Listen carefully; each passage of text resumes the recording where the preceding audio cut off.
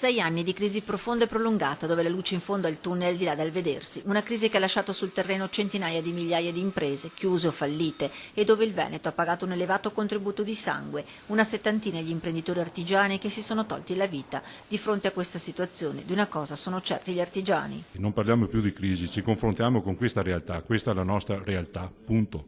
Cioè chi pensa di ritornare agli sfarzi di un tempo può sognarselo. Gli imprenditori che oggi riescono ancora a rimanere aperti sono degli eroi che hanno bisogno di un supporto per tornare ad essere normali imprenditori. È inutile mettere a disposizione somme o inventare leggi o leggine che non diano orizzonti un po' più lunghi rispetto a quelli che abbiamo visto, quindi noi vogliamo tornare a fare quello che siamo capaci di fare. Fondamentale oggi è l'accesso al credito. L'accordo stipulato tra Confidi, Confartigianato e l'Istituto di Credito Friuladria, che mette a disposizione un primo plafond di 30 milioni di euro, va in questa direzione.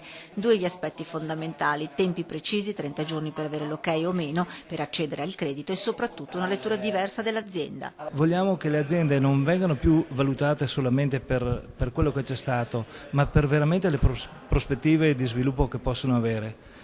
È chiaro che qua tutti quanti si devono mettere in gioco da questo punto di vista. Ma gli artigiani puntano il dito anche contro quella che sembra essere diventato lo sport nazionale, ma che mette in ginocchio le aziende che di fatto sarebbero sane. Il non pagare lo sport nazionale.